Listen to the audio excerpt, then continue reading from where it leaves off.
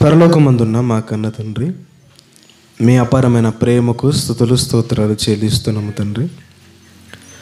మరొక పునరుద్ధాన దినము రోజున మేమందరము సంఘముగా కుటుంబముగా కలుసుకొని ఇటు విధంగా మీ మాటలను ధ్యానించుకొనుటకు, మిమ్మల్ని ఆరాధించుటకు మీరు మాకు దయచేసిన ఈ గొప్పదైన అవకాశాన్ని బట్టి మీకే స్తుతులు స్తోత్రాలు చెల్లిస్తూ ఉన్నాం తండ్రి. ఇంతవరకు పాటలు ఏందో మిమ్మల్ని గణపరిచయం తండ్రి. సమయంలో మీ మాటలను తండ్రి మేము ధ్యానించుకొనబోచుండగా తండ్రి, వింటున్న ప్రతి మాటను మేము ఆలోచన చేస్తూ తండ్రి మాలో ఉన్న లోపాలను సరిదిద్దుకొనుటకు కృప దయచేయండి తండ్రి.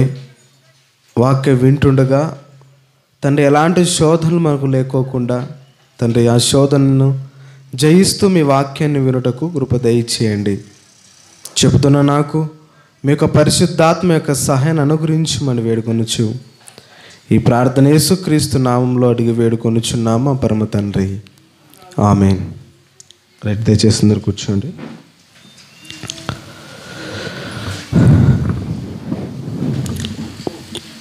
మొదటిగా తండ్రి అయిన దేవునికి నా హృదయపూర్వకమైనటువంటి కృతజ్ఞతాస్తుతులు చెల్లిస్తూ ఉన్నాను. అలాగే చేరు వచ్చిన దేవుని పిల్లైన మీ అందరికీ ప్రభువైన యేసుక్రీస్తు నామంలో నా హృదయపూర్వకమైనటువంటి వందనాలు తెలియజేస్తున్న అందరికి కూడా మన దేవుడు ఇచ్చిన మహాకృపను బట్టి మరొక ఈ పునరుద్ధాన దినం రోజున మన సంఘముగా మనం అందరం కలుసుకొని ఇటు విధంగా ఆయన మాటలను ధ్యానించుకునే అవకాశాన్ని దేవుడు మన జీవితంలో ఇచ్చిన విధానాన్ని బట్టి తండ్రి దేవునికి కృతజ్ఞతాస్తుతులు చెల్లిస్తూ మరి ఈ సమయంలో మరి కొన్ని విషయాలు మనం ఆలోచించేద్దాం. మళ్ళీ ఈరోజు క్రీస్తు వారి యొక్క పునరుద్ధాన దినము.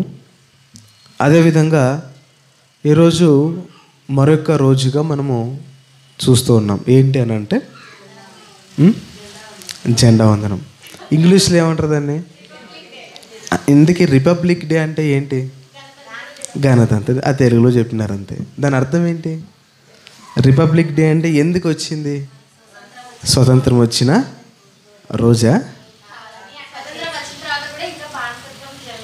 ఇంకా ఏంటి? ఎందుకు మరి ఈరోజు కూడా ఫ్లాగ్ ఎగరేస్తారు? ఎందుకు ఈరోజు జరుపుతారు? మరి ఆగస్ట్ 15 జరిపేది ఏంటి? స్వాతంత్రం. రైట్, ఓకే, అది స్వాతంత్రం వచ్చిన రోజు. మరి ఇది జనవరి 26వ తారీఖున జరిగేది ఏంటి? మరి గణతంత్రం. ఏంటి దాని అసలు గణతంత్ర దినోత్సవం అంటే ఏంటి? ఎందుకు జరుపుకోవాలి? మళ్ళీ ఆ రోజు 15వ తారీఖు అది రియల్, ఇది డూప్లికేటా? ఈరోజు అమల్లోకి వచ్చిన రోజు ఈ యొక్క 26వ తేదీన జనవరి రోజున చట్టం అనేది అమల్లోనికి వచ్చిన రోజు. అందుకనే ఈరోజు గణతంత్ర స్వాతంత్రము అని మనం పిలుచుకుంటూ ఉంటాం కదా. ఎందుకు జరుపుకుంటామంటే ఆ చట్టం అనేది అమల్లోనికి వచ్చిన రోజు కదా. ఎక్కడి నుంచి? ఒకప్పుడు ప్రభుత్వం అనేది వేరే ఉండేది కదా. ఆ ప్రభుత్వం నుంచి మన ఇండియా ఈ ప్రభుత్వంలోనికి అమల్లోనికి తెచ్చిన రోజు చట్టాన్ని కదా. ఆ విధంగా కనుక అందుకని ఈరోజు దేశవ్యాప్తంగా జరుపుకుంటున్న రోజు. రైట్, మరి ఈ దేశవ్యాప్తంగా జరుపుకుంటున్న మనందరం కూడా భారతదేశంలో ఎవరెవరు ఉన్నారు? ఓన్లీ క్రిస్టియన్స్ మాత్రమే ఉన్నారా? ఓన్లీ హిందువులు మాత్రమే ఉన్నారా? లేక ముస్లిమ్స్ మాత్రమే ఉన్నారా? అంటే వీళ్ళు ముగ్గురు మాత్రమే కాదు, అనేక మతాలు కలిగిన వారు భారతదేశంలో ఉన్నారు కదా. అందుకే ఈ దేశాన్ని ఏమని ఎక్కువగా పిలుస్తారంటే భారతదేశం అని అంటారు, ఇండియా అని అంటారు. తర్వాత అన్ని మతాలు కలిగిన దేశాన్ని మత సమ్మేళనముగా మరి పిలుస్తూ ఈ భారతదేశాన్ని ఎక్కువగా ప్రేమిస్తారు చాలా వరకు. ఎందుకనంటే ఒక దేశంలో ఎక్కువ శాతం అమెరికాకి వెళ్తే క్రిస్టియన్ మాత్రమే కనపడతారు మనకి, పాకిస్తాన్కి వెళ్తే కదా. కానీ ఇండియాకి వచ్చేసరికి అన్ని యొక్క మతాలు కులాలు కలిసి జీవిస్తున్న దేశం ఇది. అందుకనే ఈ దేశం అంటే చాలామంది ఇష్టపడతారు. అందుకనే ఎక్కువ దేశాల నుంచి ఇప్పుడున్న దేశంలో ఉన్న వారికి కూడా చూడ్డానికి వస్తున్నారు ఇప్పుడు కదా. అందుకనే ఈ దేశం అంటే చాలా గొప్పది. అసలుకి ఈ దేశాన్ని గురించి చెప్పాలి అంటే చాలా, మరి ఈ దేశాన్ని గురించి ఎంతోమంది మరణించిన వాళ్ళు, త్యాగం చేసిన వారు మన చరిత్రలో కనపడుతూ ఉంటారు కదా. అందుకనే ఈ దేశంలో ఉంటున్న మనందరం కూడా ఈ దేశ చట్టానికి మనం ఏం చేయాలి? లోబడాలి. అది ఎవరైనా సరే, ఆ హిందూ అయినా, క్రిస్టు అయినా, ముస్లిమ్స్ అయినా, బౌద్ధ మతం అయినా, ఎవరైనా మనం ఏం చేయాలి? చట్టానికి లోబడాలి. చట్టంలో ఉంటున్నవన్నీ కూడా ఈ భారతదేశంలో ఉంటున్న వారిని సన్మార్గంలో పెడుతుంది. అంతేనా? చట్టంలో ఉంటున్న ప్రతి విషయము కూడా భారతదేశంలో ఉంటున్న ప్రతి ఒక్కరిని తప్పు తోడ వెళ్ళుకోకుండా, తప్పు జరగకోకుండా కదా ఒక రూట్లో, ఒక క్రమంలో పెట్టేది చట్టం. ఆ చట్టంలో ఉన్నవన్నీ కూడా మనం అన్నీ జరిగించాలి. మనం జరిగించకపోతే ఏమంటుంటారు చాలామంది, చాలా వరకు కూడా కదా, ఆ చట్టానికి వ్యతిరేకంగా ఇతను నడుచుకుంటున్నాడు అని చివరికైతే అతన్ని ఏం చేస్తారు? జైల్లో కూడా అతను వేస్తారు.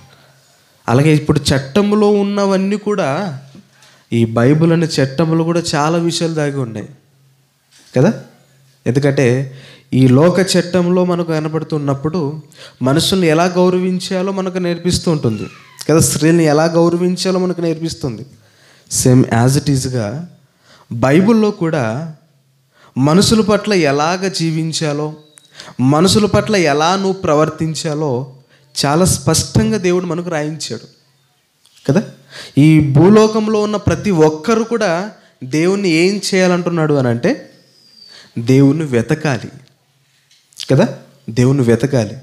అది భారతదేశం మాత్రమే కాదు, మరి ఓన్లీ ఒక దేశానికి పరిమితం కాదు. ఇది భారతదేశం మొత్తం కూడా, ప్రపంచవ్యాప్తం మొత్తం కూడా దేవుణ్ణి వెతికే బాధ్యత మనందరి మీద, భారతీయుల మీద ఉంది. ప్రపంచవ్యాప్తంగా బాధ్యత ఉంటుంది.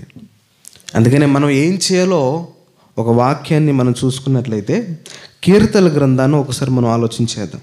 కీర్తనల గ్రంథము 27వ అధ్యాయము, కీర్తనల గ్రంథం 27వ అధ్యాయము 8వ వచనాన్ని ఒక్కసారి మనం ఆలోచించేద్దాం. 8వ వచనంలో ఏమంటున్నాడంటే, నా సన్నిధి వెదుకుడని, నా సన్నిధి వెదుకుడని నీవు సెలవీయగా యెహోవా నీ సన్నిధి నేను వెదకనని నా హృదయము నీతో అనను. అంటే ఇక్కడ దేవుని ఏం చేయాలని చెబుతున్నాడు? ఇక్కడ ఆయన సన్నిధి మనం ఏం చేయాలట? వెతకాలి. ఇది భారతదేశానికి మాత్రమేనా కదా? క్రైస్తవులైన మనందరికి కూడా వర్తించే మాటలు, ప్రపంచవ్యాప్తంగా ఉండే మాటలు ఇవన్నీ కూడా. అందుకనే మనందరం ఏం చేయమంటున్నాడు?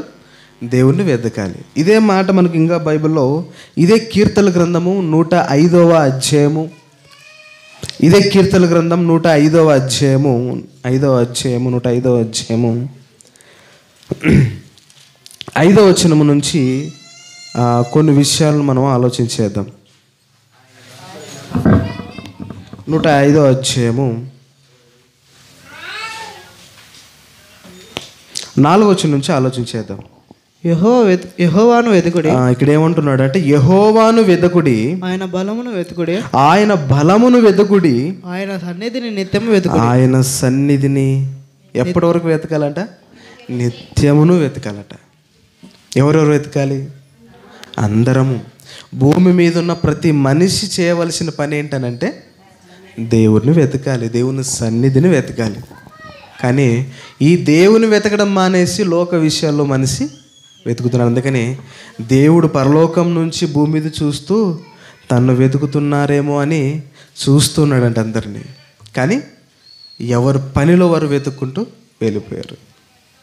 ఇంకో మాట, వెతకడం వల్ల ఏంటి ప్రయోజనం అంటున్నాడు తెలుసా?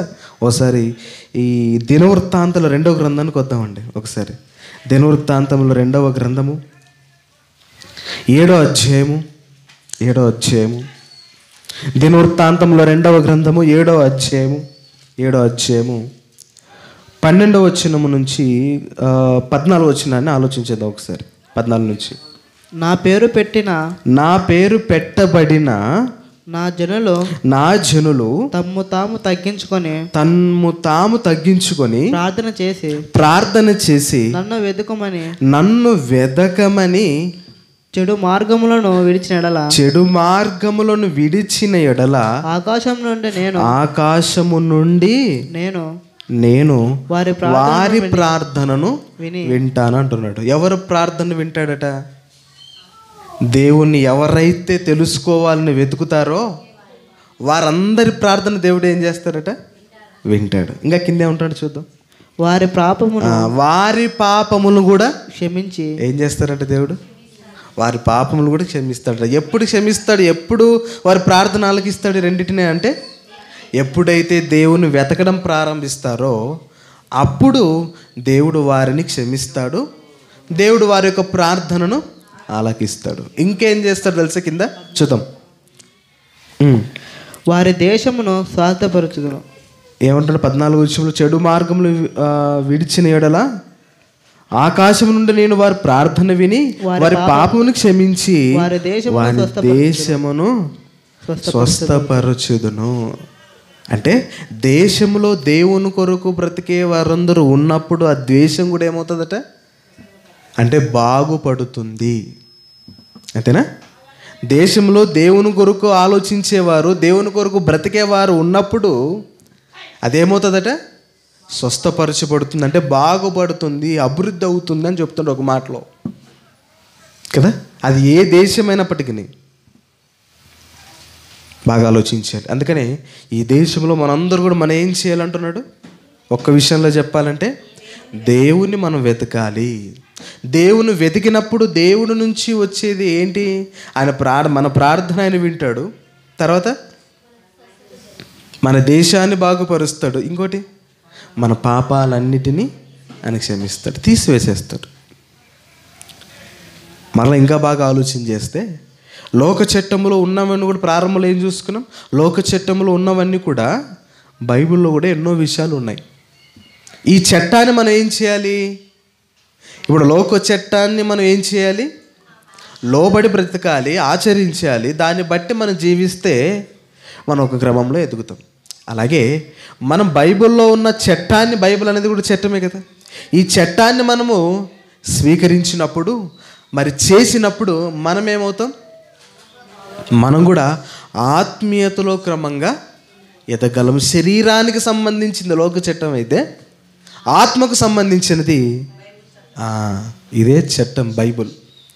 మరి చట్టం ఏం చెబుతుంది? లోక చట్టంలో స్త్రీలను గౌరవించాలి, మనుషులు గౌరవించాలని చెబుతుంది.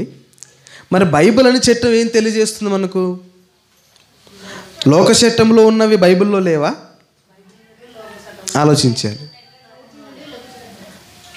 మనం ఈ రూట్లో వద్దాం ఒకసారి. ఇప్పుడు లోక చట్టంలో ఉన్నవన్నీ కూడా బైబిల్లో లేవా? కొన్ని విషయాలు కదా. స్త్రీలను గౌరవించాలని ఉంది కదా, ఒక వ్యక్తిని ప్రేమించాలని ఉంది, ఒక వ్యక్తిని గౌరవించాలని ఉంది జనరల్గా. ఇవి బైబిల్లో మనకు కనపడవా? కనపడతాయా? ఒకసారి చూద్దాం బైబిల్. ఎందుకంటే ఈ చట్టాన్ని కూడా మనం నిర్వర్తించాలి, అంటే దీన్ని కూడా మనం ఏం చేయాలి?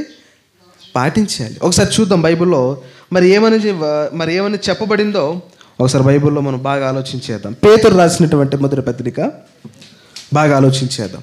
పేతురు రాసినటువంటి మొదటి పత్రిక 2వ అధ్యాయము.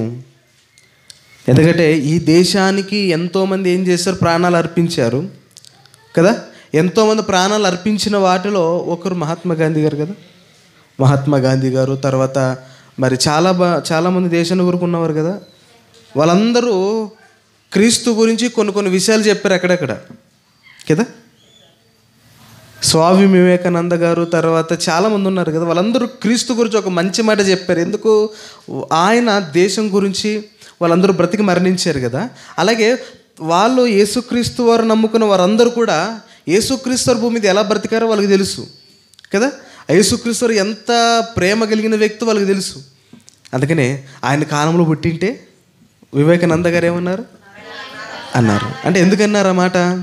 ఆయన బ్రతికాడు, ఆయన జీవించాడు కనుకనే ఆయన గురించి నేను ఒకవేళ ఆయన కాలంలో పుట్టింటే నేను ఇలా చేసేవాను, నా యొక్క గుండెలో ప్రవహించే రక్తాన్ని పాదాలు కడిగేవాడిని అంటున్నాడు. ఆయన చెప్పిన మాట. మహాత్మా గాంధీ గారు కూడా ఎన్నో మాటలు చెప్పారు. ఏమన్నారు కదా, కుడి చెంప మీద కొడితే ఎడ చెప్పు. అలాగే మరణించేటప్పుడు గాడ్సేన్ ఏమన్నాడట, గాడ్సేన్ గురించి ఏమన్నాడు, ఇతన్ని క్షమించే అన్నాడు. యేసుక్రీస్తు మా శిలువలో మరి పలికిన మాటల్లో సేమ్ యాజ్ ఇట్ ఈస్గా వీరు పలుకుతారండి అక్కడ కదా. వీరేమి చేయించున్నారో వీరెరుగురు కనుక వీరిని సేమ్ యాజ్ ఇట్ ఈస్గా ఆ గాడ్సే అందు గాంధీ గారు అన్నమాట. అంటే వీళ్ళిద్దరిని వీళ్ళిద్దరిని చూస్తున్నప్పుడు వాళ్ళిద్దరు కూడా ఎవరిని బట్టి ఆలోచనలో ఉన్నారు జనరల్గా కదా, క్రీస్తుని బట్టి వాళ్ళ మాటలు కనబడుతూ ఉన్నాయన్నమాట కదా. అంటే వాళ్ళందరూ కూడా నేర్చుకున్నది ఏంటంటే తన యొక్క సహోదరులను ప్రేమించాలి కదా. ఇవన్నీ కూడా మనం బాగా ఆలోచించాలి.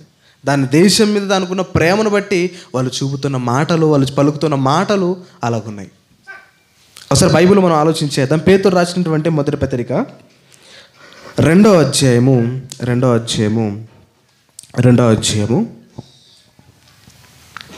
12వ వచనాన్ని ఒక్కసారి ఆలోచించేద్దాం. అన్యజనుల మిమ్మును 17వ వచనాన్ని ఆలోచించగలిగితే 17 అందరినీ సన్మానించుడి. ఇక్కడ ఏమంటున్నాడు బాగా ఆలోచించాలి. భూమి మీద మనం ఉన్నాం. ఈ భూమి మీద ఉన్న మనము భారతదేశంలో ఉన్నాం.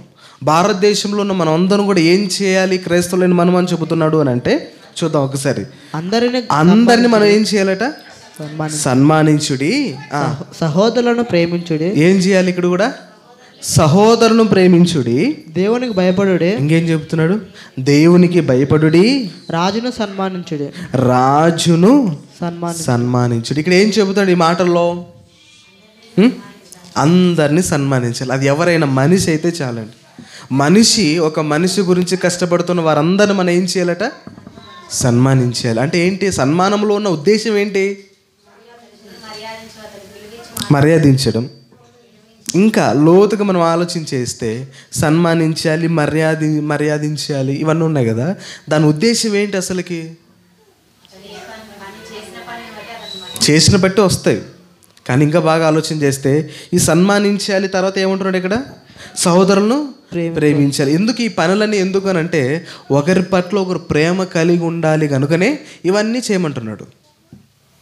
బాగా ఆలోచించాలి. ఇప్పుడు ప్రేమను బయటికి రప్పించాలంటే క్రియారూపకంగా తేవాలి. ఇప్పుడు సన్మానించాలి అని అంటే దాని అర్థం ఏంటి, ప్రేమించాలి ఓకే, దాన్ని సన్మానించాలి అంటే కనిపించే సన్మానమా, ఇట్లా శాలువ కప్పి సన్మానించడమా కదా. ప్రేమ రూపకంగా అంటే ఒక మాటలో చెప్పాలంటే సహోదరుని నువ్వేం చేయాలంటే ప్రేమించాలి. అతను ఏ కష్టంలో ఉన్నా, అతను ఎవలాంటి వాడవైనా ఏం చేయాలి, ప్రేమించాలి.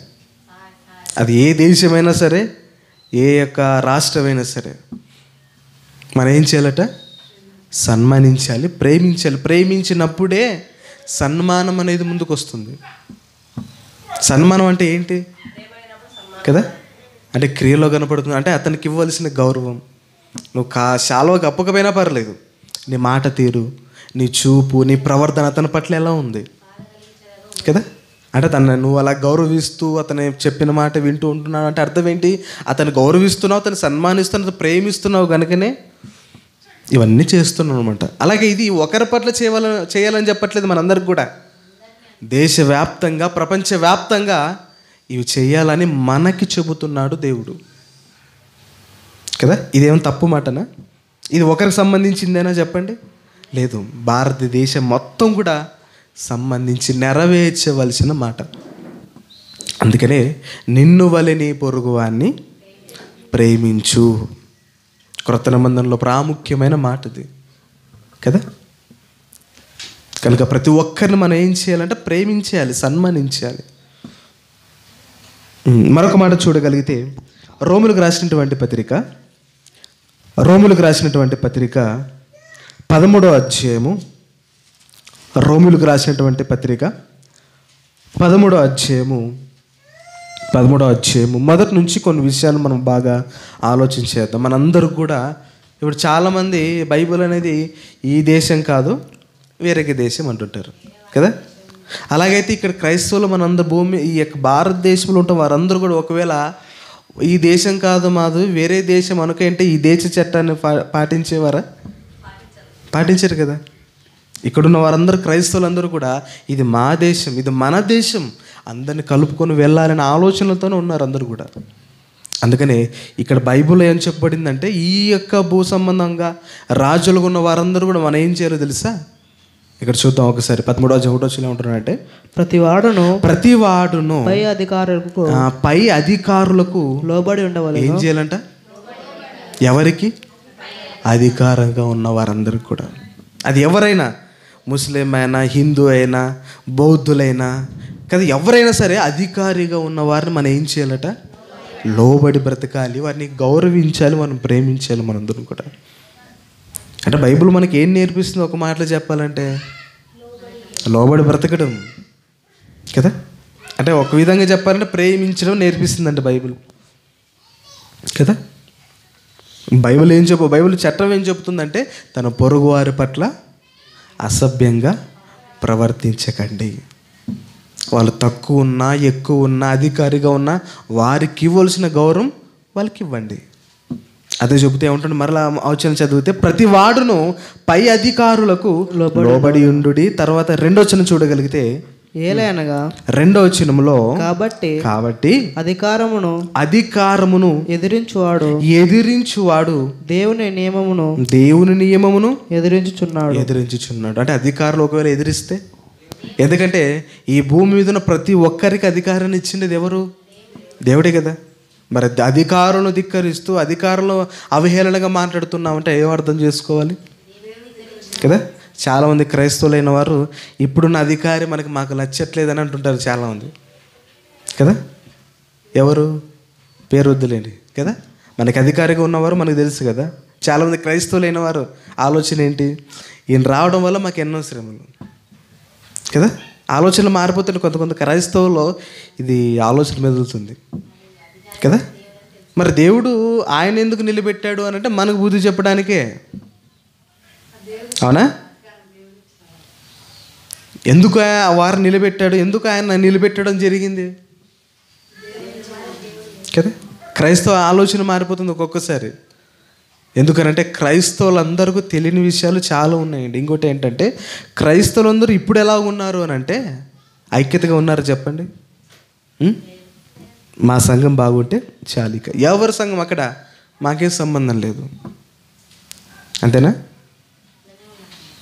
ఎలా ఉంది పరిస్థితి? మా సంఘం బాగుంటే చాలు, ఇతర సంఘం ఏదైనా జరుగుతుందనుకో అది మా సంఘం కాదు. ఇక్కడ ఐక్యత ఎలా ఉంది చెప్పండి? దేవుడు గుణపాఠం చేయడానికి, దేవుడు ఆనాడు ఇశ్రాయేలు ప్రజలకి ఫరో ఎన్నుకున్నట్టుగా కదా, బుద్ధి చెప్పడానికి దేవుడు ఎవరినైనా ఎన్నుకోవచ్చు. కానీ వచ్చిన అధికారిని మనం ఏం చేయాలి? గౌరవించాలి. అది క్రైస్తవులు మనకు నేర్పుతున్న, బైబిల్ చట్టం మనకు నేర్పుతున్న గుణపాఠం అండి కదా. అందుకని ఏం చెబుతున్నాడు ఇక్కడ 2వ వచనంలో? కాబట్టి అధికారమును ఎదిరించువాడు దేవుని నియమమును ఎదిరించుచున్నాడు. ఎదిరించువారు తమ మీదకి తామే శిక్ష తెచ్చుకుంటారు. ఏం తెచ్చుకుంటున్నారట? ఎవరు కదా? అధికారాన్ని ఎదిరించేవారు. తర్వాత ఏమంటున్నారంటే తమ మీదకి తామే, అంటే ఎవరో తేవాల్సిన అవసరం లేదు శిక్షను. ఏం చేస్తున్నాడు ఆఖరికి? తమ మీదకి తామే తెచ్చుకున్నాడు. ఏ విధంగా? అధికారాన్ని ద్వేషించడం వల్ల కదా. మరి ఇప్పుడున్న అధికారులను మనం ఏ విధంగా చూస్తున్నాం కదా. ఆయనైతే మాకు బాగా చేసేవాడండి, ఈయనైతే చేయలేదండి. దేవుడు తెలుసుకుంటే ఎవరి ద్వారా చేయగల శక్తి ఆయనకుంది. ఎందుకు ఇంకా జరుగుతున్నాయంటే సంఘములో, సంఘాల మధ్య ఏం లేదు, అది లేదు కనుకనే. అందుకని దేవుడు ఎలాగైనా గుణపాఠాలు చెప్పేటటువంటి శక్తి అనుకుంది కనుక ఇవన్నీ మనం దృష్టిలో పెట్టుకొని అధికారులు మనం ఆలోచించేయాలి. అందుకని అధికారం ధిక్కరిస్తే ఏమవుతుందట? మన శిక్ష మనమే తెచ్చుకున్న వారం అవుతాము. కనుక అధికారం మనం ఏం చేయాలని దేవుడు చెప్తున్నాడు ఇక్కడ? గౌరవించాలి కదా.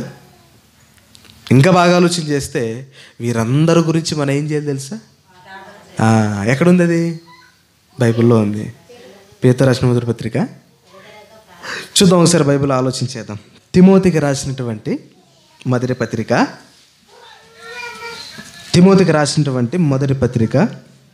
రెండో అధ్యాయం మొదటి నుంచి కొన్ని విషయాలు ఆలోచించేద్దాం. ఏమంటుండే ఇక్కడ?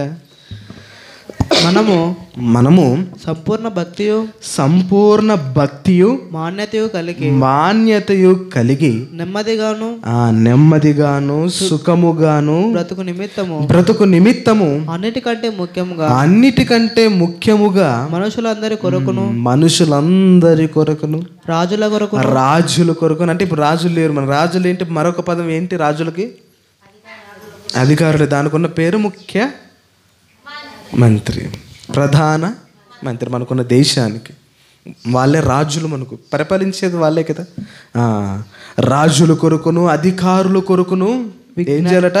విజ్ఞాపనలను, ప్రార్థనలను, యాచనలను, కృతజ్ఞతాస్తుతులను చేయవలెనని హెచ్చరించుచున్నాను. అంటే బైబిల్ మనకు నేర్పుతున్నది ఏంటనంటే ఇక్కడ మన ఈ దేశంలో ఉన్నప్పుడు దేశానికి మనం ఏం చేయాలి? దేశంలో ఉన్న అధికారులకు మనం ఏమి ఇవ్వాలి? గౌరవం ఇవ్వాలి. తర్వాత వారి గురించి మనం ఏం చేయాలట? ప్రార్థన చేయాలి. అంటే ఈ ఆత్మీయకు సంబంధించిన ఈ చట్టం కూడా మనకి ఏం నేర్పిస్తుంది? శరీర చట్టాన్ని మనం ఏం చేయాలని చెప్తుంది ఇక్కడ? లోబడండి, దాన్ని గౌరవించండి అని చెబుతుందండి మనకు కదా. కాబట్టి మనము గౌరవిస్తున్నామా? ఒకసారి మనం అందరూ కూడా ఆలోచించాలి. ఈరోజు మనకు వచ్చినది ఏంటి? చట్టం అమల్లోనికి వచ్చిన రోజు. మరి దేశంలో మనం అందరూ కూడా మనం ఏం చేయాలి? సహోదరుని పట్ల సహోదరుని ప్రేమించాలి, చట్టాన్ని మనము చేయాలి. కనుక క్రైస్తవులుగా ఉన్న మనము మరి తెలియని వారికి మనము వాక్యాన్ని ఎలా చెప్పాలి కదా? ఒకసారి ఆలోచించేయాలి. ఎందుకంటే ఇప్పుడున్న పరిస్థితి చాలా విషమంగా మారుతున్న స్థితి ఇది. వాక్యాన్ని ఎలా చెప్పాలో బైబిల్ ఏ విధంగా చెప్పబడింది, ఏ విధంగా చెబితే వారు విశ్వసిస్తారు దేవుణ్ణి, అది మనం బాగా తెలుసుకోవాలండి. ఇదే ముఖ్యంగా. ఎందుకంటే బైబిల్లో ఆనాడు ఇశ్రాయేలు ప్రజలకు ఇచ్చిన కట్టడలను కూడా వాళ్ళు ఇప్పుడు తీసుకుని వచ్చి మాట్లాడుతున్నారు చాలా వరకు కదా. ఆనాడు ఇశ్రాయేలు ప్రజలకు ఇచ్చిన కట్టడలను కూడా వారు ఇప్పుడున్న చాలా వరకు కూడా అవే మాటలు ఇప్పుడున్న వారికి చెబుతున్నారు. అలా చెప్పడం వల్ల ఆనాడు ఎందుకు చెప్పవలసి వచ్చిందంటే వాళ్ళు అంత ఖండితంగా ఉన్నారు కాబట్టి ఖండితమైన మాటలు చెప్పాడు దేవుడు వాళ్ళకి కదా. ఇప్పుడున్న వారు అలాగున్నారు చెప్పండి? చాలా వరకు కూడా వినే స్వభావం ఉన్నారు ఇప్పుడు. కానీ అలాంటి వారి దగ్గరికి వెళ్ళి ఖండితమైన మాటలు చెప్తే వాళ్ళు వింటారా? వాళ్ళు ఏం చేస్తారు ఇంకా కదా. ఆనాడు ఇశ్రాయేలు ప్రజలకి ఏ విధంగా చెప్పేవారో దేవుడు ఏ విధంగా వాళ్ళకి ఇచ్చాడో ఒకసారి చూద్దాం. ఎందుకంటే యాజకులైన వారు కూడా అండి వాళ్ళకి వాక్యం చెబుతూ ఉన్నప్పుడు వాక్యాన్ని చెప్పే వాళ్ళ యొక్క ఆలోచన ఎలా ఉందంటే ఖండితమైన మనస్సే ఉంది. ఎలా మాట్లాడేవారంటే ఒకసారి ఇశ్రాయేలు పరిస్థితికి మనం వెళితే ఒకసారి మనం అందరూ కూడా ఆలోచించేద్దాం. కీర్తనల గ్రంథానికి వద్దాం ఒక్కసారి. కీర్తనల గ్రంథం 115వ అధ్యాయము. కీర్తనల గ్రంథం 115వ అధ్యాయము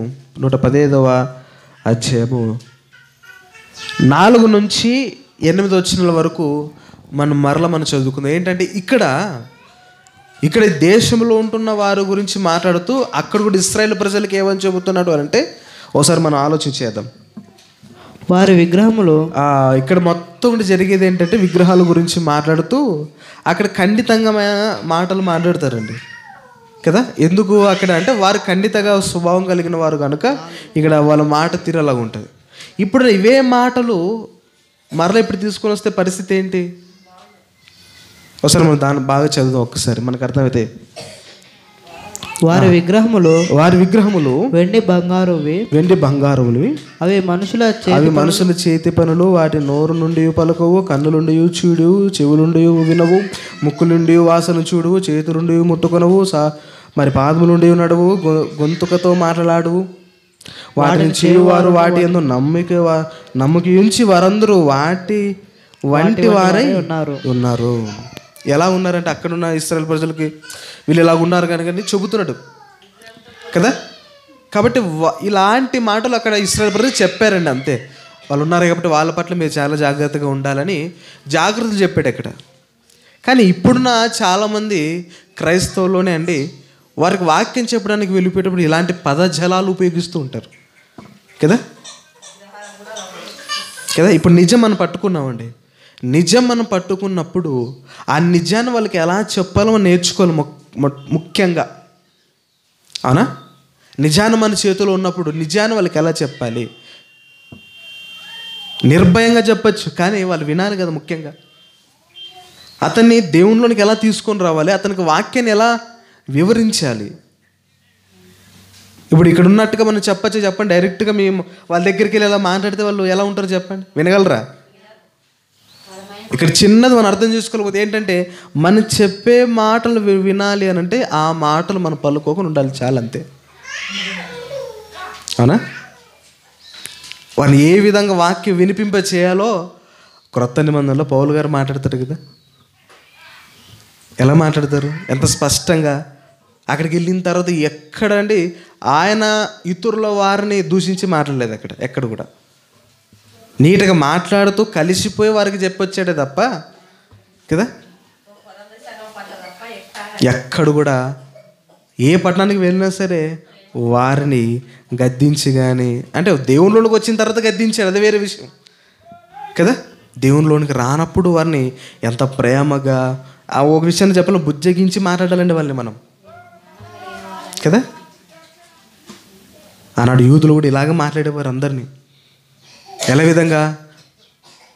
అవహేళనగా కదా. అందుకని పౌలు గారు దాని రూట్ మార్చేసి ఏ విధంగా మాట్లాడాలి అని అంటే, మనకి బైబిల్లో ఒక మాట ఉంది కదా, పౌలు గారు ఏ విధంగా సువార్తను ప్రకటిస్తారట.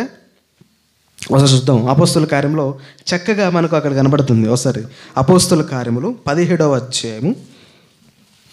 అపోస్తుల కార్యములు, ఇప్పుడు మనము దినవృత్తాంతంలో కీర్తన గ్రంథంలో చూసుకున్నాం కదా. ఆ మాటలు ఎవరు ఎక్కువగా పలికేవారంటే క్రొత్త నిబంధనలో యూదులైన వారు ఎక్కువగా పలికేవారు. అపోస్తుల కార్యములు 17వ అధ్యాయము 23వ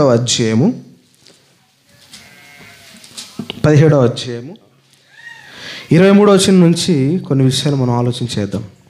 నేను 22 నుంచి ఆలోచించగలిగితే, పౌలు అరియోపగు మధ్య నిలిచి చెప్పినది ఏమనగా, ఏథెన్సు వారులారా, మీరు సమస్త విషయములలో అతి దేవతా భక్తి గలవారై ఉన్నట్టు నాకు కనబడుచున్నది. ఇంతవరకు మనం కీర్తన గ్రంథంలో చూసుకున్నాం కదా. ఆ పదజాలాలు ఎలా ఉన్నాయి చెప్పండి కదా. ఒకరిని గాయపరిచేగా ఉన్నాయి కదా పదజాలాలు. అవే మాట మనం ఇప్పుడు ఉపయోగిస్తే బాగుంటుంది. వింటారు? అసలుకి మనం చెప్పే మాటలు వినగలరా చెప్పండి? అసలు వింటారు? అసలుకి మొదటికే మోసం వచ్చేసి పంపించేస్తారు కదా. అందుకనే మన మాట తీరు ఎంత స్పష్టంగా నీట్గా. అందుకనే ఆ భక్తిలోనికి రావాలన్నా మాట తీరు సరిగ్గా ఉంటేనే ఒక భక్తిలోనికి వస్తారండి. ఇక్కడ ఏమంటాడు పౌలు గారు?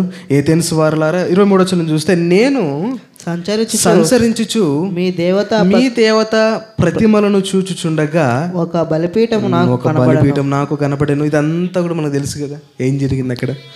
అక్కడికి ఎంత యుక్తిగా మాటలు అక్కడ చెప్పారు కదా. దాన్ని చూపిస్తూ, ఒక ప్రతిమను చూపిస్తూ కదా యేసుక్రీస్తును పరిచయం చేస్తాడు. అలా మనం చెప్పాలే కానీ డైరెక్ట్గా ఇది నిజము అని డైరెక్ట్గా చెప్పకూడదు. నిజాన్ని చెప్పడం ఓకే, కానీ నిజం ఎలా చెప్పాలో మనం తెలియాలి. ఇందుకు ఒక ఉదాహరణ చెప్పాను మీకు. గన్నుకున్నారంట ఇద్దరు. ఆ గన్నుకున్న తర్వాత ఒకరికి ఎలా వాడాలో తెలుసారట, ఇంకో వాళ్ళకి ఏంటంటే దీన్ని ఎక్కడ వాడాలో తెలియదంట. ఒక వ్యక్తికి ఎలా వాడాలో తెలుసు, కానీ ఎక్కడ వాడాలో తెలియదు. ఓ వ్యక్తికి ఎలా వాడాలో తెలియదు, ఎక్కడ వాడాలో తెలుసు. కానీ రెండు తెలుసుకుంటేనే దాన్ని మనం ఉపయోగించగలం కదా. ఇప్పుడు మనం తెలుసుకున్నామండి ఎలా వాడాలో. ఎక్కడ వాడాలో మనకు తెలియదు, కానీ ఎలా వాడాలో మనకు తెలుసు. కానీ పరిస్థితులు బట్టి మనం వెళ్ళినప్పుడు ఎంత జాగ్రత్తగా మాటలు చెప్పాలో తెలుసా. ఈ స్థితిలో మనం ఉన్నప్పుడు ఇప్పుడు పరిస్థితులు కూడా చాలా విషమంగా. కనుక మరి వీళ్ళు ఎలాగా దేవుడి మాటలు చెప్పేవారో మనం బాగా ఆలోచించేయాలి. ఇది మనం నేర్చుకోవాలి. రెండు విషయాలైనా స్పష్టంగా, ఇతరులకు మన హాని కలిగించుకోకుండా, మనసు గాయపరుచుకోకుండా చెప్పాలి. అది ప్రేమగా. వీలైతే మనల్ని ఏం చేస్తారు తెలుసా, వాళ్ళు వస్తారు కంపల్సరీ దాని గురించి బైబిల్ ఏం చెప్పబడింది అని అంటే ఒకసారి చూద్దాం. ఒకసారి ఆ మాటను కూడా ఎలా బోధించమని చెప్తున్నా అంటే తిమోతికి రాసినటువంటి మొదటి పత్రిక చూద్దాం. క్షమించండి, రెండవ పత్రిక. తిమోతికి రాసినటువంటి రెండవ పత్రిక 2వ అధ్యాయము 24వ వచనం నుంచి ఆలోచించేద్దాం. సత్య విషయమైన అనుభవ సత్య విషయమైన మొట్టమొదటిగా మనం ఎలా ఉండాలంటే సత్య విషయమైన అనుభవం చాలా ఇంపార్టెంట్. ఇది లేదనుకోండి పరిస్థితులు తారుమారు అయిపోతాయి. అవునా? మనకేం కావాలంటున్నాడు ఇక్కడ? అనుభవం కావాలి. దేంట్లో? సత్యమైన అనుభవం మనం సంపాదించాలి. సత్యమైన అనుభవం సంపాదించాలంటే ఏం చేయాలి కదా? ఫస్ట్ ఆఫ్ ఆల్ చేయాల్సిన పనే ఇదండి. మన అనుభవం సంపాదించాలంటే ఏ పనైనా మన అనుభవం సంపాదించాలంటే ఆ పని పదే పదే చేస్తున్నప్పుడు ఆ పని మీద మనకు బాగా అనుభవం అనేది వస్తుంది. అలాగే ఈ వాక్య విషయంలో కూడా మనకు అనుభవం రావాలి అని అంటే వాక్యాన్ని బాగా చదవాలి. తర్వాత ఇంకేం చేయాలి తెలుసా? సంఘంగా ఉన్నప్పుడు సహోదరులకు ఎక్కువగా ఐక్యత కలిగి ఉండాలి. సంఘానికి ఎక్కువగా వస్తూనే ఉండాలి. సంఘానికి వస్తున్నప్పుడు కదా అనేక విషయాలు మనం నేర్చుకున్నప్పుడు మన జీవితంలో కంపల్సరీగా మనం పాటిస్తాం. ఇవన్నీ చేస్తున్నప్పుడే మనకు అనుభవం వస్తుంది. అందుకని చెబుతూ సత్య విషయమైన అనుభవ జ్ఞానము వారికి కలుగుటకై ఫస్ట్ ఆఫ్ ఆల్ వారికంటే వింటున్న వారికి ఫస్ట్ ఆఫ్ ఆల్ వారికి కలగాలంటే మనం ఏం చేయాలి? మనకు అనుభవం రావాలి. ఎవరు రాస్తున్నారు ఈ పత్రికను? తిమోతి గారు. తిమోతి గారికి కదా. ఏమని పిలిచేవాడు ఎక్కువగా తిమోతి గారిని? ఎక్కువగా అంటే స్టార్టింగ్లో చెబుతూ మొదటి అధ్యాయంలో మొదటి పత్రికలో నా కుమారుడా కదా చెబుతూ నువ్వు ఇలా ఉండాలి. నువ్వు బయటికి వెళ్ళిపోయినప్పుడు నువ్వు ఎంత జాగ్రత్తగా ఉండాలో తెలుసా? నువ్వు అనుభవంగా ఎదగాలి మొట్టమొదటిగా. తర్వాత ఇతరుల అనుభవ జ్ఞానాలుగా ఎదగాలంటే నువ్వు ఇంకెంత అనుభవ జ్ఞానంగా ఉండాలో తెలుసు. మనం అంత జాగ్రత్తలు చెప్తున్నాడు. ఇప్పుడు మనందరూ కూడా చెప్పే మాటలు ఇవన్నీ కూడా ఏమంటాడు? తర్వాత వారికి కలుగుటకై దేవుడు ఒకవేళ ఎదురాడు వారి మనస్సును దయచేయును అందువలన సాతాను మారు మనస్సును అంటే దేవుడు ఒకవేళ ఎదురాడు వారి మారు మనస్సును దయచేయను అంటే వాళ్ళ మనస్సును మారుస్తాడు. తర్వాత కిందే ఉంటున్నాడు అందువలన సాతాను తన ఇష్టము చొప్పున చెరపట్టిన వీరు వారి ఊరిలో నుండి తప్పించుకొని మేలుకొందురేమో అని ప్రభు యొక్క దాసుడు ఎవరు? దేవుని గురించి దేవుని వాక్యాన్ని కానీ దేవుని గురించి బ్రతకాలనుకున్న వారు ఎవరైనా సరే దాసుడే కదా. ప్రభు దాసుడు అట్టి వారిని సాత్వికముతో ఏం చెప్తున్నా ఎలా ప్రకటించాలి, ఎలా వాళ్ళకి అందజేయాలంటున్నాడంటే సాత్వికముతో శిక్షించుచు ఎలాగంటున్నాడు మరలా ఇక్కడ బాగా ఆలోచించాలి. శిక్షించాలి ఎందుకనంటే వాళ్ళు గత కాలంలో ఏం చేశారు కదా. వాళ్ళు చావడం ఏం చావది? శిక్ష అంటే చావు. ఏం చావది కదా. ఇప్పుడు మనం బాప్తిసం తీసుకుంటున్నామే అది చచ్చిపోవడం అని అర్థం కదా. తర్వాత సాత్వికంతో శిక్షించుచు జగడమాడక ఇంకేమంటున్నాడు? వాళ్ళు వినరు. ఫస్ట్ చెప్తే వింటారా చెప్పండి? వినేటట్టుంటే ఇంత జరగవలసిన అవసరం లేదు. వాళ్ళు వినరు. ఏం చేస్తారు? వినకపోయేసరికి తిరగబడతారు. అంతేనా? ఏం చేస్తారు? జగడం ఆడుతారు. కనుక నువ్వేం చేయాలి? జగడం ఆడకూడదు. వారిలా నువ్వు తిమోతి గారు చెప్తున్నారు, వారిలా నువ్వు జగడం ఆడకూడదు. అందరి ఎడల నువ్వు ఎలా ఉండాలి తెలుసా? సాధువుగాను బోధింప సమర్థుడుగాను కీడును సహించువాడుగాను ఉండవాలి. ఏం చేయాలట? ఒక లీస్ట్ ఇచ్చాడు చెప్పండి. చూడండి ఇక్కడ ఏం చేయమంటాడు ఒక్కొక్క విధంగా. వాళ్ళు ఏం చేస్తారు? ఫస్ట్ ఒక చాలా బ్యాచ్లు ఉంటాయి. వినేవారు కొంతమంది ఉంటారు, మరికొంతమంది రివర్స్ అయ్యి గొడవ పడే వాళ్ళు కూడా ఉంటారు. అలాంటప్పుడు మనం ఏం చేయాలి? వాళ్ళు ఎలా అయితే గొడవ పడ్డారో మనం కూడా ఒక కర్రలు తీసుకొని అది చేయాలా? అస్సలు చేయకూడదు. మనం చాలామంది క్రైస్తవులైన వారు కూడా ఇది అస్సలు చేయరు అస్సలకి కదా. వెళుతున్నా సరే మరి సాత్వికమైన మనసుతోనే చాలా వరకు వెళ్తారు. తిరగబడినట్టుగా ఎక్కడ లేరండి పరిస్థితులు. వాక్యం చెప్పడానికి వెళ్ళిపోయిన వారు కూడా వాళ్ళు ఎన్ని అవహేళనగా మాట్లాడి క్రియల రూపకంగా చేసిన కదా, వాళ్ళు అసలుకి తిరగబడ్డారు చెప్పండి. అంటే తిరగబడ్డానికి ధైర్యం లేదనుకుంటే ఉంది. ఎందుకు వాళ్ళు ఇంకా శక్తి లేదా, వాళ్ళ ఇంట్లో వాళ్ళ శక్తి, వాళ్ళ ఒంట్లో శక్తి లేదా? భారతదేశంలో ఉన్న వారందరిలో కూడా ప్రతి ఒక్కరికి ఉంటుంది శక్తి, ప్రతి ఒక్కరికి ఉంటుంది కోపం. కానీ ఎందుకు వాళ్ళు రియాక్ట్ కాలేకపోతున్నారు కదా? క్రీస్తు రూపం వాళ్ళలో ఉంది కనుకనే ఆ రూపం ఆపుతుంది. ఏమని? నువ్వు ఇలా సహిస్తేనే అక్కడికి వెళ్ళగలవు. వారుకున్న ఒక గమ్యం అంటూ ఉంటుంది క్రైస్తవుల మనందరికి కూడా. అందుకనే బయటికి వెళ్ళిపోయినప్పుడు మనం ఇంత సాత్వికముతోనే వారికి చెప్పాలి. వీళ్ళైతే కొడతారు, రైట్ ఓకే అని ముందు వెళ్ళిపోవాలి, అంతవరకే కదా. సమాధానం చెప్పాలి. మరలా సమాధానం అంటే వారు చెప్పిన అడిగిన ప్రతి ప్రశ్నకు సాత్వికముతో వాళ్ళకి అర్థమయ్యేటట్టుగా జరిగినది ఇది, తర్వాత మీ ఇష్టం కదా. మనం అలా చెప్పాలంటే ఇంకా కింద ఏమంటాడంటే చివరికి సాధువుగాను బోధింప సమర్థుడుగా. దేనికి ఉండాలంటే సమర్థత. ఎక్కడైనా ఇతను బోధించగలడు. సమర్థత. అది 10 మంది అయినా సరే, 100 మంది అయినా సరే, 1000 మంది అయినా వారికి అర్థమయ్యేటట్టుగా, వారికి అర్థమై వారి జీవితం ఇది కదా అని నేను తెలుసుకునేటట్టుగా వారి హృదయం మార్పు చెందుతుందే, ఆ విధంగా సమర్థత ఉండాలి. తిమోతి అని చెబుతున్నాడు తిమోతి గారికి. చివరికి కీడును సహించువాడుగా ఉండవాలను. ఏం చేయాలంటే చివరికి కీడు కూడా వస్తుంది అక్కడికి, ఏ విధమైన కీడైనా సరే కదా. దాన్ని ఏం చేయాలంటే మనం సహించాలి కదా. మరి సహిస్తున్నాము చెప్పండి. ఒకసారి మనందరూ ఆలోచించాలి. ఎందుకంటే భారతదేశంలో ఉన్న మనందరం కూడా, చుట్టుపక్కల ఉన్న వారందరూ ఎవరు మనకి సహోదరులు కదా. దేవుడు మనకు నేర్పుతున్న పాఠం, ఈ సహోదరుని ప్రేమించాలి. ప్రేమతోనే ఒక వ్యక్తిని మార్చగలం కానీ జ్ఞానంతో మార్చలేము. ఇక్కడ మనం బాగా ఆలోచించాలి. ప్రేమ లేకోకుండా జ్ఞానంతో మనం బోధించామనుకోండి, ఆ వ్యక్తి మారడు. నీ ముందు నటించచ్చేమో కొన్ని రోజుల వరకు, తర్వాత నీ మాటను బట్టి ఆగొచ్చేమో కానీ వాక్యాన్ని బట్టి ఆగడండి కదా. అదే ప్రేమతో బోధిస్తూ జ్ఞానాన్ని బోధి, ఈ జ్ఞానానికి ప్రేమ యాడ్ చేయి, అది మొత్తం ఫలించేస్తుందండి అసలుకి కదా. ఇదే ఇప్పుడు ఇబ్బంది ఏంటంటే ప్రేమ తప్ప జ్ఞానాన్ని పట్టుకున్నాం. జ్ఞానం కొద్దుగున్నా చాలండి. ప్రేమతో చెప్పండి. 2 విషయాలు నేర్చుకున్నాం, ప్రేమతో చెప్దాం. వినవారు ఎందుకు వినరు చూద్దాం ఒకసారి కదా. ఒకవేళ విన్న 100 మందిలో 2 విన్నా చాలు, 1 విన్నా చాలండి కదా. ఒకసారి ఆలోచించాలి.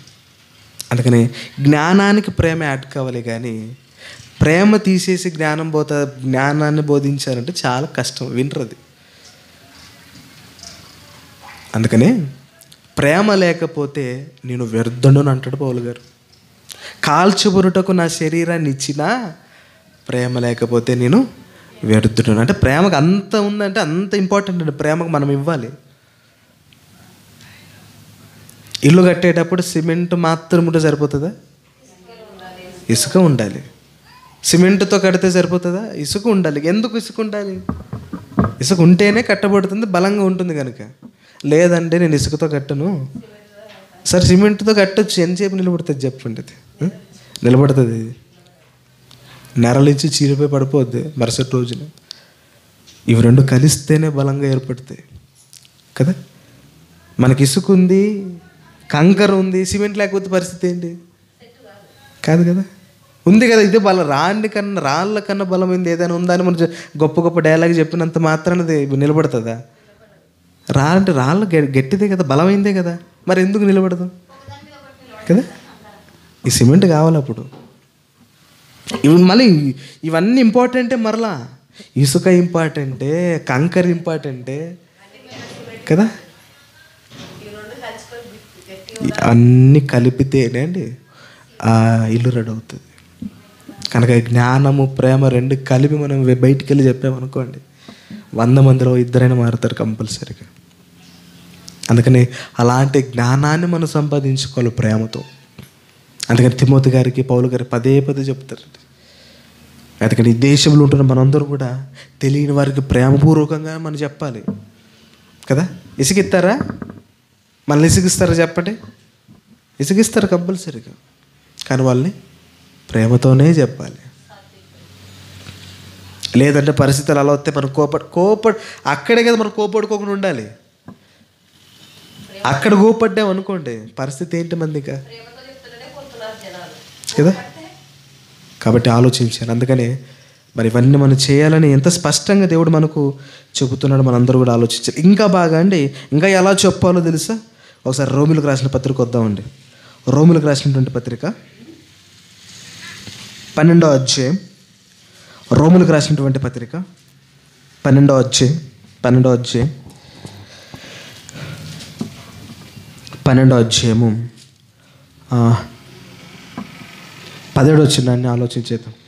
ఇంకా చెబుతూ ఒకవేళ ఇబ్బంది వచ్చినప్పుడు, కీడు వచ్చినప్పుడు మనం ఏం చేయమంటున్నాడంటే ఇక్కడ 17వ వచనంలో కీడుకు ప్రతి కీడు ఎవడికి చేయవద్దు. ఏం చెప్పాడు ఇక్కడ? క్లారిఫికేషన్గా చెప్పేశాడు. నీకు కీడు చేస్తున్నారా? అలాగే నువ్వు కీడు చేయమని చెప్పలేదు. అది పాత నిబంధన అయిపోద్ది అప్పుడు. అవునా? పాత నిబంధన ఏం చెప్పాడు? నీ కొడుకన్నా నువ్వు ఒకవేళ నీ కాళ్ళు ఇరిచేసారు అనుకో, నువ్వేం చేయాలి తెలుసా? ఆ కాలు కూడా ఇరిసేయి, అతని కాలు కూడా ఇరిసేయి. ఒక కన్ను నేను పోగొట్టాడు అనుకో, అతనికన్నా నువ్వు పోగొట్టు. ఈ చేయి తీసేసాడు అనుకో, అతని చేయి నువ్వు తీసి. పాత నిబంధనలు ధర్మశాస్త్రంలో. కానీ క్రొత్త నిబంధనకు వచ్చేసరికి అసలు నువ్వు ఏం చేసినా సైలెంట్ ఉండమంటున్నాడు కదా. ఒకవేళ అతనికి ఏమైనా అవసరం వచ్చి నాతో కలిసిరా పోదామన్నా సరే 2 మైళ్ళు నువ్వు వెళ్ళాలంట. 1 మైలు పిలిస్తే 2 మైలు వెళ్ళాలంట కదా. అంటే ఈ బైబిల్ మొత్తం కూడా ఎలా మనిషిని ప్రేమించాలో చాలా స్పష్టంగా చెప్పబడింది అండి క్రియల రూపకంగా. అందుకని ఇక్కడ ఏం చెప్తుంటే తెలుసా? కీడు ఒకవేళ నీకు చేసినా ప్రతి కీడు ఎవరికి చేయవద్దు. మరి ఏం చేయాలి చూద్దాం కింద. మనుషుల దృష్టికి యోగ్యమైన వాటిని గూర్చి ఆలోచన కలిగి ఉండడు. ఏం చేయాలంటే మనం యోగ్యమైన వాటికి, ఎవరికి? మనుషులందరికీ. అంటే మనుషులకు అవసరమైన విషయాల గురించి ఆలోచించేద్దాం. అంతేగాని మిగతా కోపపరిచే మాటలు కానీ, వాళ్ళు వ్యతిరేకించారు కదా అని మనం వ్యతిరేకించి మాట్లాడడం కానీ అది మనము చేయకూడదు. అదే చెబుతున్నాను అనమాట ఇక్కడ రోమిలకు రాసిన పత్రికలో. అంటే మేలైనది వాళ్ళకి మనం ఏం చేయాలి? ఎప్పటికైనా వాళ్ళు కీడు చేస్తున్న మనం ఏం చేయాలి? మేలు చేయాలి. అందుకని పుట్టినోట్లు ఏముంది చూద్దాం. అక్కడ చెప్పండి, చూద్దాం ఒకసారి. యోగ్యమైన వాటిని గూర్చి అనేది ఆ పదం పైన 3 అని ఉంది అంకే. 3 కిందే ఉంది చెప్పండి. మేలైన వాటిని ఏం చేయాలట? మేలు చేయాలి. వాళ్ళు ఎంత కీడు చేస్తున్నా మనం చేయవలసింది ఏంటో తెలుసా? మేలు. అందుకని మనం రివర్స్గా కీడు చేయడానికి అవకాశం లేదు. అందుకని అతను ఎలాంటి స్థితిలో ఉన్నా సరే మనం చేయవలసిన పని ఇది. ఇంకేం చెప్తున్నాడంటే కింద ఆలోచించగలిగితే ఎఫెసీయులకు రాసిన పత్రిక వద్దామండి. చివరిగా ఎఫెసీయులకు రాసిన పత్రిక 4వ అధ్యాయం ఎఫెసీయులకు రాసినటువంటి పత్రిక 4వ అధ్యాయం 10వ వచనాన్ని ఆలోచించేద్దాం. ప్రేమ కలిగి ఇక్కడ మనందరూ చెబుతూ భారతదేశంలో ఉంటున్న మనందరికీ అందరి మీద మనకేం ఉండాలని చెబుతున్నాడు అంటే ప్రేమ కలిగి సత్యము చెప్పుచు క్రీస్తు వలె ఉండుటకు. ఎలాగ ఉండాలంటే మనము క్రీస్తు వలె అంటే క్రీస్తు ఎంతలా ప్రేమించాడు చెప్పండి. ఆయన రాళ్ళతో కొడుతున్న వారిని వాళ్ళ గురించి ప్రార్థన చేశాడు.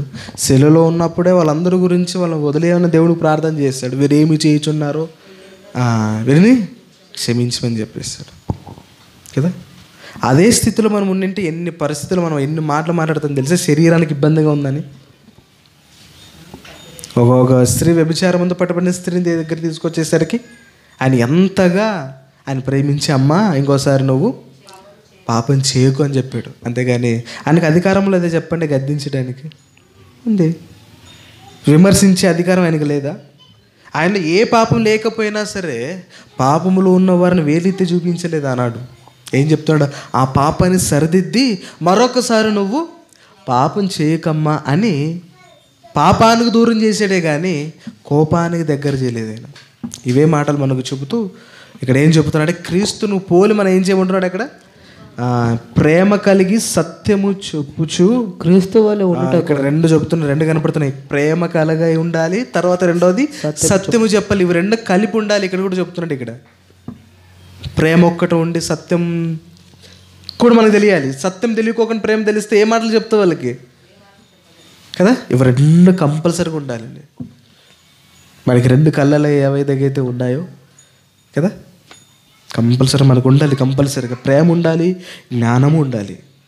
ప్రేమ కలిగి సత్యము చెప్పుచు క్రీస్తు వలె ఉండుటకు మనమన్ని విషయములలో ఎదుగుదము.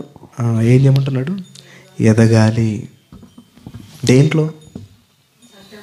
ప్రేమలో ఎదగాలి, సత్యంలో వాక్యంలో ఎదగాలి.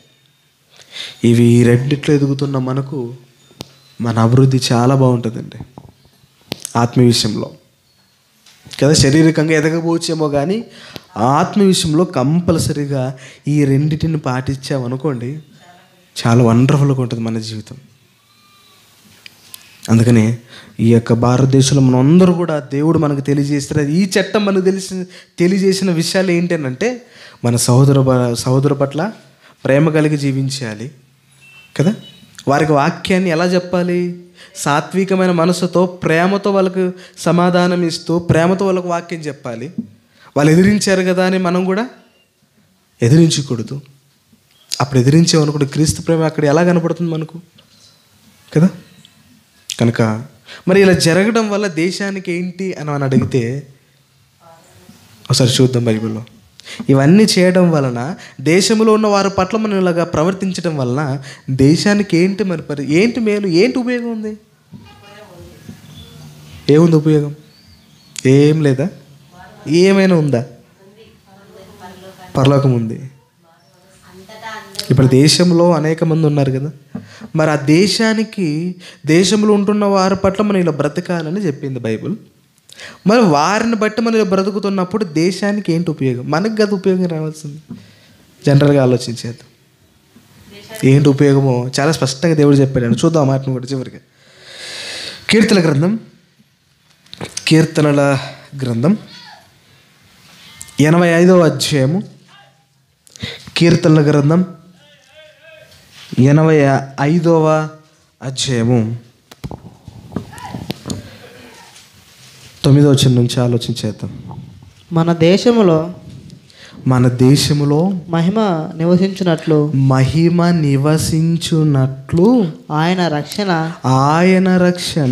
ఆయనకు భయపడు వారికి సమీపముగా ఉన్నది. ఏం చెప్తున్నాడు ఇక్కడ? దేశం మీద ఏమొస్తుందంట? దేవుని కొరకు బ్రతికే వారందరూ ఉంటే ఆయన మహిమ. అదే ఫస్ట్ 9వ వచనంలో ఏమంటున్నాడు? మన దేశంలో మహిమ. ఎవరి మహిమ ఇది? మనుషుల మహిమ కాదు, దేవుని మహిమ ఈ దేశం మీద, ప్రతి దేశం మీద ఉండాలి అని అంటే ఆ దేశంలో ఎవరు ఉండాలి? అంతేనా? అదేనా చెప్తున్నది? అదే అండి. ఎందుకనంటే ఇక్కడ మరి కింద ఏమంటున్నాడు? ఆయన రక్షణ ఆయనకు భయపడు వారికి సమీపముగా ఉన్నది. అంటే దేవుని కొరకు బ్రతికే పిల్లలు అక్కడ ఉన్నప్పుడు చుట్టుపక్కల పరిస్థితిని కూడా దేవుడు ఏం చేస్తాడు తెలుసా? కంపల్సరిగా వాళ్ళు రక్షిస్తాడండి దేవుడు. అంటే రక్షణ అంటే ఏంటి? వారి కౌశలు తీసేస్తాడు దేవుడు. వారి కృప వారి మీద ఉంటుంది. అదేనా చెబుతాడు. మరలా చదువుతాం అన్నమాట. మన దేశంలో మహిమ నివసించినట్లు ఆయన రక్షణ ఆయనకు భయపడి వారికి సమీపంగా ఉన్నది. అంటే దేశం బాగుండాలంటే దేశంలో ఉన్నవారు ఎలాగ ఉండాలి? ఆయనకు భయపడేవారులాగా ఉన్నప్పుడు దేశం ఎలాగవుతుందంటే, దేశం మీద ఏమొస్తుందంటే దేవుని యొక్క మహిమ అనేది ఉంటుందట కదా. మరి ఆ మహిమను మనం సంపాదించాలంటే మనం ఏం చేయమంటున్నాడు ఇక్కడ? దేవునికి లోబడి బ్రతకాలి. ఇప్పుడు మనం చదువుకున్న కొన్ని విషయాలు ఉన్నాయి కదా, ఇవన్నీ మనం పాటిస్తున్నప్పుడు దేవుని మహిమ ఈ దేశం మీద ఉంటుంది. కనుక మనం ఎంతవరకు నిర్వర్తిస్తున్నాము, చేస్తున్న ఈ మాటలన్నీ కూడా ఒకసారి మనం ఆలోచించాలి. కనుక ముఖ్యంగా మనం చేయవలసిన పని ఏమని చెప్పాడు స్టార్టింగ్లో? ముఖ్యంగా మనం చేయవలసిన పని అనేక మందికి ప్రేమతో వాక్యాన్ని చెప్పాలి. ఫస్ట్ చెబుదాం, వినలేదా మరలా చెబుదాం, చెబుతూనే ఉందాం వినేంత వరకు. ఎందుకంటే బాధ్యత అనేది ఒకరోజు 2 రోజులతో పోయేది కాదు కదా. ఎప్పటి వరకు ఉండాలి? మరణించేంత వరకు ఉండాలి. ప్రేమ ఏం చేస్తుంది? అనేక పాపములను కప్పుతుందంటే అర్థం ఏంటి? మరొక్కసారి ఆ వ్యక్తిని పాపం వెళ్ళుకోకుండా సరిచేస్తుంది. ఒకసారి చెప్తాం వినలేదు, మరొకసారి చెప్తాం. ఎందుకంటే అతని మనసు అలాగ అయిపోయింది. చెబుతూనే విందాం. చచ్చిపోయిన తర్వాత మనం చేయవలసిన పని అది కదా. ఎప్పుడు మారచ్చు చెప్పలేం. 2 సార్లు వెళ్ళని మారలేదండి అని చెప్పుకొని మానేసామనుకోండి, అది క్రైస్తవుల బాధ్యత ఎలా అవుతుంది? క్రైస్తవ బాధ్యత అంటే ఏంటి? ఒకసారికి కాదు, చచ్చిపోయేంత వరకు. ఒక వ్యక్తి విషయంలోనే నీ ఎడలో తప్పు చేస్తేనే ఎన్నిసార్లు క్షమించమంటున్నాడు? ఎన్నిసార్లు క్షమించాలి? 70 మార్లు. అంటే ఏంటి 71 సారి? అంటే అర్థం ఏంటి? 70 సార్లు అంటే మరణించేంత వరకు. ఒక వ్యక్తి విషయంలో తప్పు చేస్తేనే, మరి వాక్య విషయంలో ఎన్నిసార్లైనా మనం చెప్పాలండి, అంతే కదా. మరి బాధ్యతను మనము చేస్తున్నామా? ఈ దేశం మీద ప్రేమ ఉంటే, దేశం మీద మన ప్రేమ ఉందా? దేశం అంటే ఎవరు? మనుషుల మీద. మనుషుల మీద ప్రేమ ఉన్నప్పుడు మనం ఏం చేయాలి? వాళ్ళ పతనానికి వెళ్ళిపోతారేమో భయంతో మనం ప్రేమతో మనం ఏం చేయాలి? వారిని రక్షించాలి చెప్పి కొందరినైనా అగ్నిలో నుండి రక్షించాలి. అది మన క్రైస్తవుని యొక్క బాధ్యత. కొంతమంది అది బాధ్యతగా కాకోకుండా వేరే విధంగా చేస్తుంటారు. కొంతమంది చూసే వాళ్ళకి అది ఎలా ఉంటుందంటే, అది వాళ్ళకి డబ్బుల గురించి చేస్తున్నారేమో అనుకుంటారు చాలామంది. కాదండి, డబ్బుల గురించి చేయవలసిన బాధ్యత. కొంతమంది అంటే అసలుకి వాళ్ళకి ఏమి లేకపోయినా చెప్పాలని ఆశతో వాళ్ళు అప్పు చేసినా వెళ్తారు బయటికి కదా. ఇంకా బాగా ఆలోచన చేస్తే వాళ్ళకి ఏముండవు అక్కడ, ఏం ₹1 కూడా రాదు. ఇంకా బాగా ఎవరికి ఎక్కువగా వస్తే ఏదైనా ఇంటింటికి వెళ్ళి అడుక్కునే వారికైనా ₹1, ₹2 అని వస్తాయి. కానీ వాళ్ళకి ఏమైనా వస్తాయి చెప్పండి. మరి ఎందుకు చేయాలి చెప్పండి? అంటే చుట్టుపక్కల ఉన్న మనుషుల మీద ప్రేమ ఉంది కనుకనే, వాళ్ళు రక్షించాలనే ఆలోచనతో ప్రేమ ఉంది కనుకనే వారిని దేవుని మాట మీ జీవితాన్ని మార్చుకోండి అని చెబుతున్నాడు అంతవరకు కదా. అంతేగాని వేరే విధంగా ఆలోచన తీసుకోకూడదు. కనుక మనం ఎట్టి విధంగా తెలియని వారికి చెబుతున్నాం. చిన్నపిల్లల దగ్గరికి వెళ్ళిపోయినప్పుడు వాళ్ళు ఒకసారి చెప్తే వింటారు చెప్పండి? వినరు. మనం ఏం చేస్తే పదే చెప్పాలి, ఏదో రూపంగా వాళ్ళకి చెప్పాలి, ఒక క్రమశిక్షణలో పెట్టాలి. అలాగే తెలియని వారికి ఈ వాక్యాన్ని ఏదో విధంగా వాళ్ళు వినరు. ఫస్ట్ చెప్తే ఎవరు వినరండి. కానీ తెలియని వారికి ఏదో విధంగా పరిస్థితులను బట్టి మనం చెబుతూ వెళ్ళిపోతూనే ఉండాలి. అది మన క్రైస్తవులకి ఈ భారతదేశం మీద ఉన్న బాధ్యత. ఎందుకంటే పక్క దేశాల మీద ఒక బాధ్యత ఉంది, కానీ మనం వెళ్ళాం కదా కదా. పక్క దేశానికి ఏంటి, పక్క రాష్ట్రానికి వెళ్ళడానికి పరిస్థితులు లేవు. కనుక ఆలోచించేద్దాం. మనందరి మీద బాధ్యత ఉంది ఇది. ఎందుకంటే రేపు చేద్దామని అనేది కూడా లేదు. ఉన్నప్పుడే మనం చేయాలి. ఎందుకంటే రేపేమి సంభవించునో తెలీదు. కాలం ఉన్నప్పుడే దీపం ఉండగానే ఈరోజు ఈ మన ఇల్లు ఏంటి? ఇల్లు అంటే ఏంటి? సంఘం, ప్రజలు. సంఘం అంటే మట్టి కదా, సంఘం అంటే మనుషులే కదా.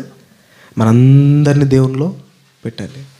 అది దేవుని యొక్క ఆలోచన, అనాది ఆలోచన కదా అది. కనుక మనం ఎంతవరకు చేస్తున్నాం, మన మనసును మనం పరీక్షించి చేసుకుందాం ఒకసారి. కనుక మరి దేశం మీద మనం ప్రేమ ఎలా చూపించాలి ఎంత చక్కగా చెప్పాడు చూడండి ఇక్కడ కదా. మనం కూడా ఆ ప్రేమను మనం చూద్దాం. కాబట్టి ఈ మాటలు నన్ను నేను హెచ్చరించుకుంటూ మిమ్మల్ని హెచ్చరిస్తూ ఈ మాటలు ముగిస్తున్నాను. కాబట్టి ఈరోజు ఏ రోజు అని అంటే ఆదివారం, తర్వాత యేసుక్రీస్తు పునరుద్ధాన దినం, తర్వాత రిపబ్లిక్ డే, మనకు స్వాతంత్రం అమల్లోనికి వచ్చిన రోజు. కాబట్టి ఈ దేశంలో గౌరవిద్దాం. దేశంలో ఉన్న వారందరి గురించి కూడా మనం ఏం చేయాలి? ప్రార్థించేద్దాం. మన బాధ్యత, దేవుడు మనకి ఇచ్చిన బాధ్యత ఇది. కనుక మనందరూ క్రైస్తవులుగా పిలువబడుతాం. మనందరూ కూడా మన అధికారుల మీదను, రాజులకి, మనుషులందరి గురించి మనం ప్రార్థించేద్దాం. అది ఎవలాంటి వారైనా సరే మన బాధ్యతగా ఆ పని మనం చేయాలి. వారు ఎంత గొప్ప పాప అయినా సంథింగ్ అది దేవుడు చూసుకుంటాడు. మనం చేయవలసిన బాధ్యత ఏంటి? వారి గురించి మారేటట్టుగా, ఒక మంచి మార్గంలో ఉండేటట్టుగా మనం ప్రార్థించేద్దాం. కాబట్టి మాటల్లో నన్ను హెచ్చరించుకుంటూ మిమ్మల్ని హెచ్చరిస్తూ మాటలు ముగిస్తాను. రైట్, కళ్ళు మూసుకోండి, ప్రార్థన చేసుకుందాం. పరలోకమందున్న మా కన్న తండ్రి, మీ అపారమైన ప్రేమకు స్తుతులు స్తోత్రాలు చెల్లిస్తున్నాము తండ్రి. ఇంతవరకు తండ్రి మీ మాటలు మేము ధ్యానించాం తండ్రి. దేశం పట్ల మా బాధ్యతలు ఏంటో మేము ఎలా నిర్వర్తించాలో కొన్ని మాటలు మాకు సెలవిచ్చారు తండ్రి. తెలుసుకున్న మేము తండ్రి ఆ పనిని తండ్రి చేయుటకు కృప దయచేయమని వేడుకొంచును. తెలుసుకున్న ప్రతి మాటను తండ్రి వ్యర్థంగా పోనివ్వకోకుండా, దురద చెవులు గలవారుగా ఉండకోకుండా, తెలుసుకున్న ప్రతి మాటను తండ్రి మా హృదయముల పలక మీద రాసుకొని ఎల్లప్పుడూ తండ్రి నేను మీ ఆశలను నెరవేర్చే పిల్లలుగా మేము ఎదుగుటకు కృప దయచేయమని వేడుకొంచున్నాం తండ్రి. ఎంతమంది అయితే మీ మాటలు విన్నారో వారి హృదయంలో మీ వాక్యాన్ని ఫలింప చేయమని వేడుకొనొచ్చు. ఈ ప్రార్థన యేసుక్రీస్తు నామములో అడిగి వేడుకొనుచున్నాము పరమ తండ్రి. ఆమేన్, ఆమేన్.